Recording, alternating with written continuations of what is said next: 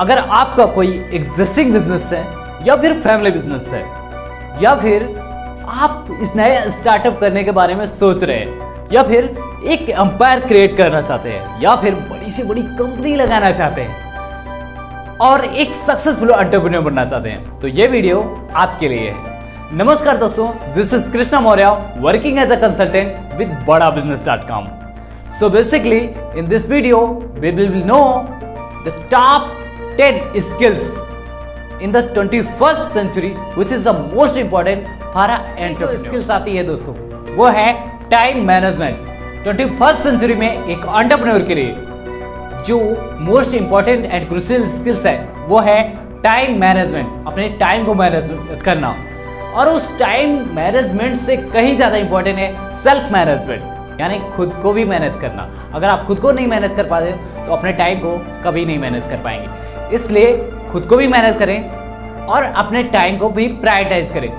अगर आप एक एंटरप्रेन्योर हैं या फिर एंटरप्रेन्योर बनने का डिसीजन लिया है आपने या फिर आगे चल करके डिसीजन लेंगे तो आपके लिए ये स्किल्स बहुत ही ज़्यादा इंपॉर्टेंट है, क्योंकि आपको पता होना चाहिए कि मेरे लिए सबसे ज़्यादा ज़रूरी कौन सा काम है, सबसे कम ज़रूरी कौन सा काम है और ऐसा कौन सा काम है जिसे मैं डेलीगेट कर सकता हूँ और ऐसा कौन सा काम है जो अगर मैं करूँ तो मेरा कुछ खास फायदा नहीं होने वाला है और ना ही मेरा कुछ खास नुकसान होने वाला है, तो मैं ऐसे काम को क्यों करूँ।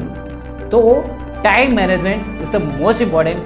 आपको प्रायोरिटाइज करना आना चाहिए कि कौन सा काम मेरे लिए सबसे ज़्यादा इंपॉर्टेंट है, कौन सा कम इंपॉर्टेंट है, कौन सा डेलीगेट कर सकता हूँ और कौन से काम को करने से मेरे को खास फायदा नहीं होने वाला है और उस पर मुझे फोकस करने की ज़रूरत बिल्कुल भी नहीं है। सो नेक्स्ट बात करते हैं अगली स्किल्स की, जो कि है money management. Money management is the most and important skill like and time management. So money management बात करते हैं दूसरे स्किल की, जो कि है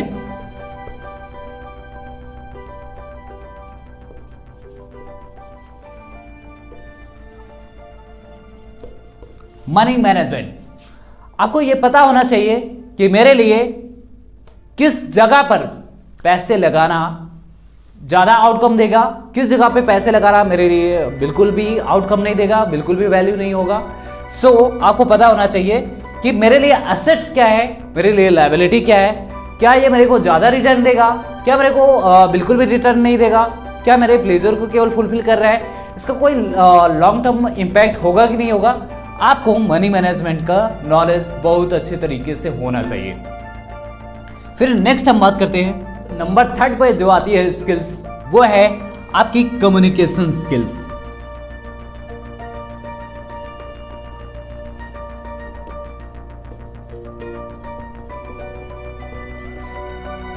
सो दोस्तों, अगर आप एक एंटरप्रेन्योर बनने का डिसीजन आपने ले लिया है तो आपके लिए कम्युनिकेशन स्किल्स बहुत ही ज़्यादा इंपॉर्टेंट साबित होने वाला है। कि अगर आज 21st सेंचुरी में ये स्किल्स अगर आप डेवलप नहीं करते तो आप अच्छे तरीके से अपने टीम को नहीं मैनेज कर पाएंगे, और अगर इस स्किल को नहीं डेवलप किया तो आप अच्छे तरीके से किसी के साथ बिजनेस नहीं कर पाएंगे, ना ही आप अच्छे तरीके से अपने आइडियाज़ को रिप्रेजेंट कर पाएंगे, ना ही अच्छे तरीके से आप लोगों को अपनी बात कन्विंस कर पाएंगे, ना ही अपना बिजनेस बड़े लेवल पे स्केल अप कर पाएंगे। इसलिए 21st सेंचुरी की स्किल डेवलप करना आपके लिए मोस्ट इंपॉर्टेंट स्किल है, यानी पीपल स्किल डेवलप करना आपके लिए बहुत ही ज़्यादा ज़रूरी है। सो नेक्स्ट बात करते हैं। सो नंबर 4 पर जो स्किल्स हैं एंटरप्रेन्योर के लिए वो है एनालिटिकल स्किल्स।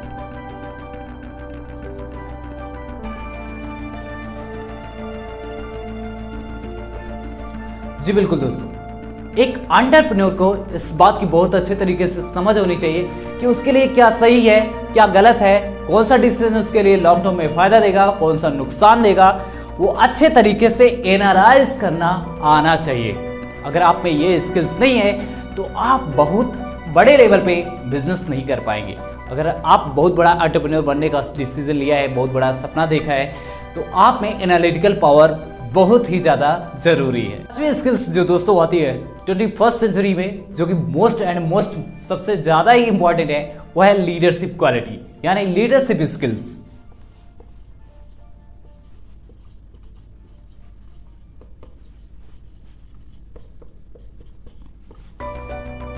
वैसे दोस्तों जब मेरी कई बार अलग अलग बिजनेसमैन से बातें होती है, जो छोटे एंटरप्रेन्योर हैं, जो अपने बिजनेस को स्केल अप करना चाहते हैं, क्योंकि एज अ कंसल्टेंट वर्किंग हूँ मैं बड़ा बिजनेस के साथ में। तो जब हमारी बातें होती है तो वो कहते हैं सर मेरी टीम मेरे को छोड़ करके भाग जा रही है, या फिर हमारे साथ एंगेज नहीं करती है, हमारे साथ लोग आते हैं, सीखते हैं और भाग जाते हैं। तो बस मेरा उनसे ये सवाल होता है कि क्या आपने लीडरशिप क्वालिटी डेवलप करी है? क्या आपने उन लोगों को अपने साथ रहने का लॉन्ग टर्म फायदा दिखाया है? क्या आपने वो रीजन दिया है कि जिससे लोग आपके साथ मिलकर के काम करें, आपके साथ एंगेज रहें, आपसे इन्फ्लुएंस हो? क्या आप में वो लीडरशिप क्वालिटी है? क्या आप लोगों को इन्फ्लुएंस कर पा रहे हैं? क्या ब्रेस कर पा रहे हैं? क्या अपनी बातों को रख पा रहे हैं? क्या कन्विंस कर पा रहे हैं? ये सारी चीजें एक लीडर में होनी बहुत ही ज्यादा जरूरी है। तो अगर आपके अंदर एक लीडरशिप क्वालिटी नहीं है तो आप बहुत बड़ा एम्पायर नहीं क्रिएट कर सकते हैं। So leadership quality is the most important to you. Next and जो अगली क्वालिटी आती है दोस्तों, वो है डिसीजन टेकिंग।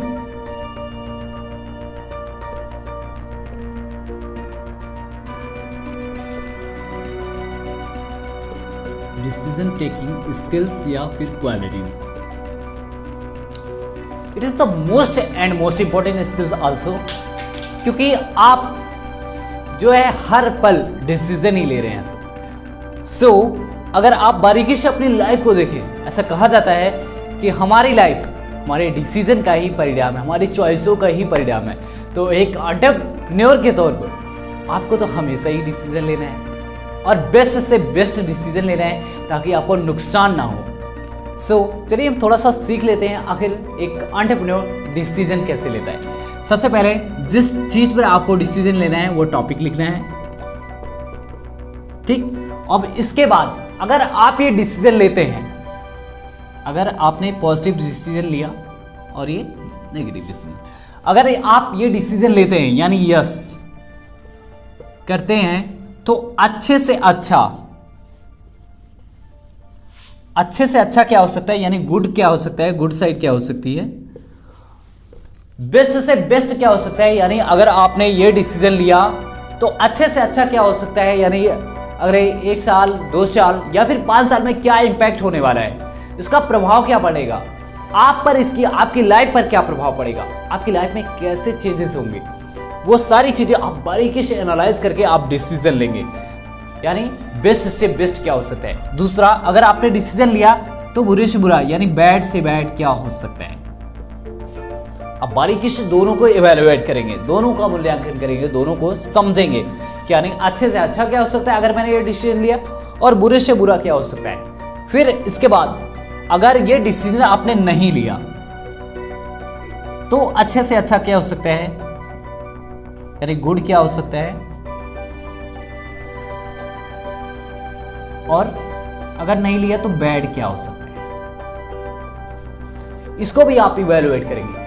तो एक एंटरप्रेन्योर सक्सेसफुली डिसीजन ऐसे ही ले पाता है। और हाँ, आपका डिसीजन लॉन्ग टर्म विजन को देखकर ही होना चाहिए, उसका लॉन्ग टर्म इंपैक्ट देख करके होना चाहिए कि क्या वो मेरे लाइफ में वैल्यू ऐड करेगा, क्या मुझे बेहतर बनाएगा, क्या वो मेरे को ज़्यादा सक्सेस देगा।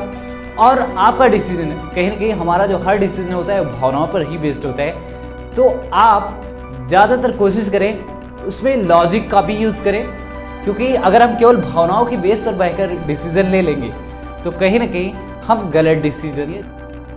सो अगली जो स्किल्स आती है दोस्तों एक एंटरप्रेन्योर में, जो कि होनी बहुत ही ज़्यादा ज़रूरी है 21st सेंचुरी में, अगर आप नया स्टार्टअप कर रहे हो या फिर आपका एग्जिस्टिंग बिजनेस से स्केल अप करना है, वो है रिस्क टेकिंग स्किल्स।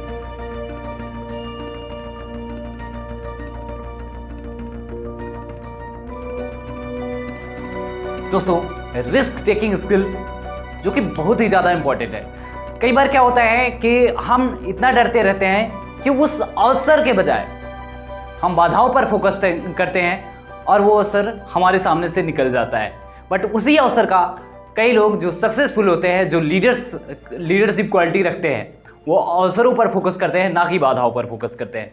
जबकि एक नॉर्मल पर्सन जो कि एंटरप्रेन्योर बनना चाहता है, वो क्या करता है कि वो बाधाओं पर फोकस करता है और वो अवसरों पर फोकस करने के बजाय बाधाओं पर फोकस करके ही डर करके रह जाता है। वो रिस्क नहीं लेता है, उसे लगता है कि अगर मैंने रिस्क लिया तुम ये खो सकता है। वो खोने पर फोकस कर रहा है, पाने के बजाय वो खोने पर फोकस कर रहा है। जबकि एक एंटरप्रेन्योर के तौर पे आपको रिस्क को कैलकुलेट करना है कि मैं क्या खो सकता हूँ, क्या पा सकता हूँ। सपोज दैट अगर मैं ये डिसीजन लेता हूँ तो मैं क्या क्या अचीव कर सकता हूँ, ये भी आपको कैलकुलेट करना है, ये भी आपको देखना है। और दूसरा ये भी देखना है कि मैं क्या क्या खो सकता हूँ। दोनों का रेशियो आपको देखना है कि कौन सा ज़्यादा है, कौन सा कम है। मतलब अच्छे से अच्छी सिचुएशन को देखना है क्या हो सकती है अगर मैं ये डिसीजन लेता हूँ, और बुरी से बुरी सिचुएशन क्या हो सकती है। और अगर आप बुरी से बुरी सिचुएशन के लिए रेडी हो, उसको आप अडेप्ट करते हैं, स्वीकार करते हो, फिर तो मेरे भाई जो होगा वो तो अच्छा ही होगा ना उससे। इसलिए आपको रिस्क को कैलकुलेट करना है और डिसीजन लेना है, क्योंकि आपको बहुत अगली क्वालिटी जो आती है दोस्तों वो है सेलिंग स्किल्स। एक एंटरप्रेन्योर के लिए 21st सेंचुरी की मोस्ट एंड इंपॉर्टेंट स्किल है सेलिंग स्किल, जो कि आपके लिए बहुत ही ज़्यादा इंपॉर्टेंट होने वाली है। अगर आप नया स्टार्टअप करने के बारे में सोच रहे हैं या फिर आपका कोई फैमिली बिजनेस है उसे स्केल अप करना चाहते हैं, so selling skill is the most important skills. Generally क्या होता है कि हमारे देश में, खासकर इंडिया में, सेलिंग को एक अच्छा प्रोफेशन के नज़रिए से नहीं देखा जाता है। सेलिंग का मतलब ये बिल्कुल नहीं है कि आप जबरदस्ती किसी को प्रोडक्ट या सर्विसेज अपनी सेल कर रहे हो, राइट। सेलिंग का मतलब ये होता है कि आपके पास सामने वाले की प्रॉब्लम का वो सॉल्यूशन है, जिसे आप अपने प्रोडक्ट या सर्विसेज के माध्यम से लोगों की प्रॉब्लम को सॉल्व कर रहे हैं, या फिर उन्हें अच्छा फील करा रहे हैं, या फिर उनकी नीड्स को फुलफिल कर रहे हैं अपने प्रोडक्ट या सर्विसेज के माध्यम से। सो डेफिनेटली अगर आप अपने प्रोडक्ट या सर्विसेज के माध्यम से लोगों की प्रॉब्लम को सॉल्व कर रहे हैं तो डेफिनेटली वो आपको प्रोडक्ट परचेज करेंगे। सो अगली क्वालिटी जो आती है दोस्तों वो है नेगोशिएशन स्किल्स। 21st सेंचुरी में अगर आप नेगोशिएशन स्किल्स नहीं सीखते हैं तो आप एक सक्सेसफुल एंटरप्रेन्योर नहीं बन पाएंगे। इसलिए नेगोशिएशन स्किल्स आपके लिए बहुत ही ज़्यादा इंपॉर्टेंट है। नेगोशिएशंस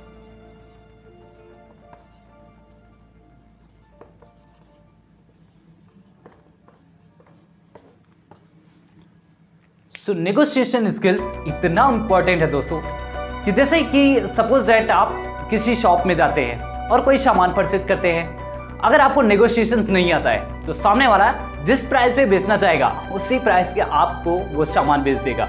अगर आपको नेगोशिएशंस नहीं आती है और आप तो बहुत बड़े एंटरप्रेन्योर बनने का सपना देख रहे हैं, इसलिए आपके लिए नेगोशिएशन बहुत ही ज़्यादा इंपॉर्टेंट है। और नेगोशिएशन में आगे आने वाले वीडियो में हम कई सारी टेक्निक भी सीखेंगे, जैसे Finch technique, good cap, bad cap, और कई सारी टेक्निक सीखेंगे नेगोशिएशन स्किल को इम्प्रूव करने के लिए और स्ट्रॉन्ग करने के लिए। सो नेगोशिएशन 21st सेंचुरी में बहुत ही ज़्यादा इंपॉर्टेंट जो आती है दोस्तों वो है टीम मैनेजमेंट। यानी टीम मैनेजमेंट की स्किल्स आपको आनी चाहिए।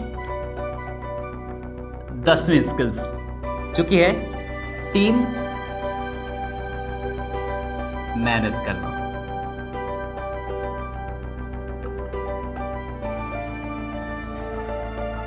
और जब कभी हमारी बातें होती है जो नए नए स्टार्टअप्स हैं उनके ऑनर से, या फिर जो हमारे एग्जिस्टिंग बिजनेस है उनके ऑनर से जब हमारी बातें होती है तो कहते हैं सर कृष्णा सर जो है हमारी टीम हमारे साथ इंगेज नहीं रहती है, जो है हमारे साथ सीखती तो है बट छोड़ के भग जाती है।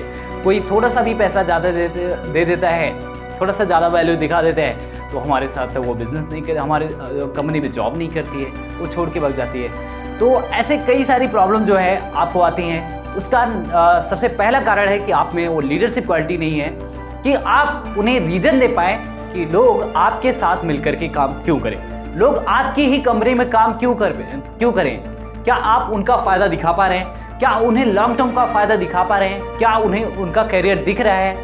क्या वो आपके साथ अगर ज़िंदगी भर काम करते हैं, क्या आप उन्हें वो रीज़न दे पा रहे हैं कि वो आपकी कंपनी में काम करें? क्या आप खुद वो एग्जाम्पल हैं जिसके साथ लोग रह कर के काम करना चाहें? क्या आपकी कंपनी का कोई विजन मिशन है जिसके कारण वो रुके, जिसके कारण वो आपके साथ मिल कर के काम करें? सो टीम मैनेजमेंट स्किल्स बहुत ही ज़्यादा इंपॉर्टेंट है दोस्तों। इस टॉप 10 स्किल्स में से कौन से स्किल्स आपको सबसे ज़्यादा इंपॉर्टेंट लगी और कौन से स्किल्स आज और अभी से आप डिसीजन ले रहे हैं सीखने के लिए? सो अगर ये स्किल्स आप इंडिया की टॉप कंपनीज के सीईओ, एमडी, चेयरमैन यानी जिन्होंने अपने फील्ड में मास्टरी करने के लिए 40 से 50 साल लगाए हैं, जिन्होंने खुद बिजनेस एम्पायर क्रिएट किया है, अगर आप उनसे सीखना चाहते हैं, खुद बिजनेस गुरु डॉक्टर विवेक बिंद्रा जी के साथ सीखना चाहते हैं, तो आप हमारे इस नंबर पे कनेक्ट कर सकते हैं या फिर हमें इस नंबर पर व्हाट्सएप कर सकते हैं। हमारी टीम आपको रिस्पॉन्स जल्द से जल्द करेगी। Thank you. All the best. Keep learning, keep growing.